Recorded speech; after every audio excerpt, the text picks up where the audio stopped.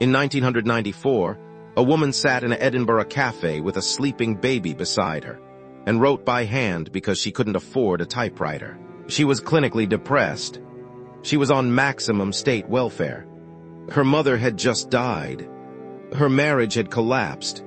She had no job, no prospects, and by her own account, no reason to believe any of it would change. And she was writing a story about a boy who survived. This is the psychology of J.K. Rowling and what the human mind does when it has nothing left but the thing it cannot stop creating. We talk about J.K. Rowling as a success story. Rags to riches, rejection to triumph, the woman who was told no 12 times and kept going. But that version of the story misses the most important psychological question entirely. The question is not how she kept going. The question is what kept her going when every rational signal in her life said stop. The answer is not hope. The answer is not resilience. The answer is something darker and more specific than either of those words. And understanding it might change how you think about the worst period of your own life. Joanne Rowling was born in 1965 in Yate, Gloucestershire. Her childhood was not traumatic in the obvious sense, but it was shaped by two things that would define everything that followed. The first was her mother's illness. Anne Rowling was diagnosed with multiple sclerosis when Joanne was 15 years old. MS is a progressive neurological disease. It does not get better. Joanne watched her mother deteriorate across the entirety of her adolescence and early adulthood. Watching a parent decline slowly is a specific kind of grief, anticipatory grief. Psychologists call it. The mourning begins before the loss. The child learns to hold two realities simultaneously, the parent who is still present and the parent who is already being lost. That capacity to hold contradiction, to function inside unresolved pain, would become the structural foundation of everything Rowling later built. The second thing that shaped her was the intensity of her inner world. She was a reader and a writer from the earliest age she can remember. Not as a hobby, as a necessity. The interior world of stories was not an escape from reality for Rowling. It was a parallel reality she inhabited with the same seriousness she brought to the external one. She has described the experience of stories arriving fully formed, characters announcing themselves, entire worlds becoming visible in a sudden rush of understanding. Psychologists who study highly creative individuals describe this as hypnagogia, a state of consciousness that dissolves the boundary between internal imagination and external perception. For Rowling, this was not an occasional experience. It was how her mind worked. The stories were not things she made. They were things she received. And the most important one arrived on a delayed train between Manchester and London in 1990. A boy, an orphan, a school for magic. She had no pen, she didn't write it down. She sat with it for 4 hours and let it arrive completely. She has said she has never felt more certain of anything in her life. Between 1990 and 1993, Rowling's life came apart with a specific and relentless thoroughness. She moved to Portugal to teach English. She married a Portuguese journalist. She had a daughter, Jessica. The marriage was, by her own account, a mistake that became clear almost immediately. Her husband was controlling and at times abusive. The marriage collapsed within 3 years. She returned to Britain in 1993 with a suitcase, a baby daughter, and the unfinished manuscript of the first Harry Potter novel. She moved to Edinburgh to be near her sister. She had no money, no job, no childcare, and no plan beyond surviving the next week. And then in December 1993, her mother died. Anne Rowling was 45 years old. She had been ill for 10 years, and Rowling, who had been anticipating this loss for a decade, found that anticipatory grief had not prepared her for the actual thing at all. She has spoken about the period after her mother's death as the lowest point of her life. Not the poverty, not the failed marriage, not the rejection letters that came later. The grief. A grief so complete that she describes it as a physical presence, something that occupied the space beside her wherever she went. In 1994, J.K. Rowling was diagnosed with clinical depression. Not sadness, not low mood. Clinical depression, a neurological state in which the brain's capacity to generate motivation, pleasure, and future orientation is severely impaired. She has described it with the precision of someone who has genuinely tried to understand what happened to her. She described it as a gray fog. She described the absence of feeling as more frightening than pain. She has spoken about suicidal ideation during this period.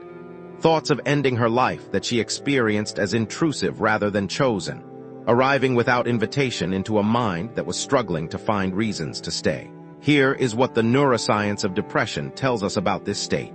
Clinical depression does not just affect mood. It impairs the prefrontal cortex, the region responsible for planning, decision-making, and the ability to imagine a future different from the present. A person in the depths of clinical depression is not simply sad. They are neurologically impaired in their capacity to conceive of tomorrow as meaningfully different from today. The fog Rowling described is a neurological reality, not a metaphor, not weakness, not a failure of character.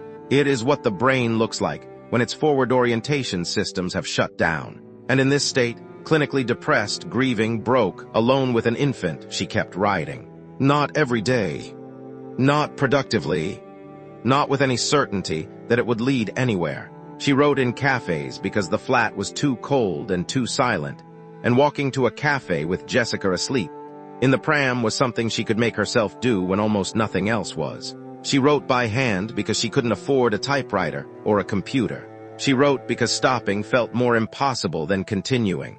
And that distinction, the difference between writing because you believe in the outcome and writing because you cannot stop, is the most psychologically important detail in her entire story. There is a concept in psychology called behavioral activation.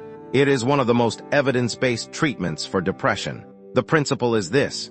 In depression, the usual sequence of motivation breaks down. Normally, we feel motivated, then we act. In depression, that sequence inverts. The motivation does not arrive first. Action must come before feeling.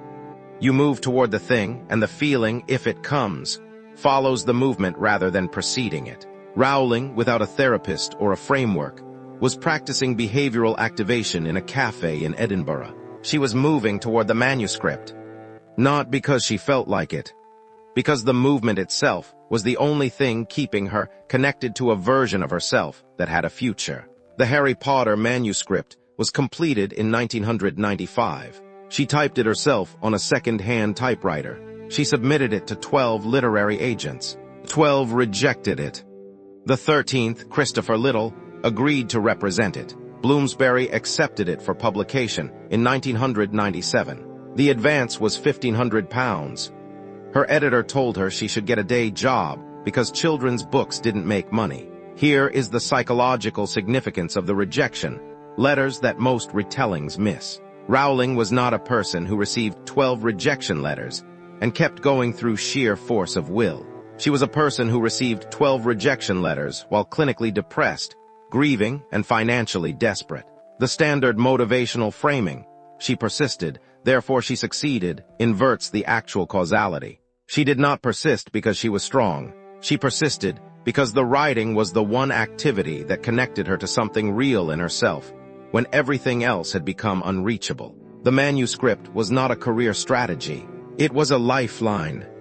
And lifelines are not things people let go of easily. In the years since, Rowling has spoken about what she calls the fringe benefits of failure. She has argued, carefully, specifically, without romanticizing the experience, that the stripping away of everything that was inessential during that period clarified something she could not have found any other way. She discovered that she could survive the worst, not because she had proven herself capable of withstanding hardship, but because the worst had arrived and she had discovered inside it the thing that could not be taken from her. The story, the characters, the world that had arrived on a delayed train in 1990 and had been waiting patiently for her to find her way back to it. Post-traumatic growth, the psychological phenomenon first documented by Richard Tedeschi and Lawrence Calhoun, describes the way in which some people emerge from profound adversity, not merely intact, but genuinely changed. Not stronger in the sense of harder,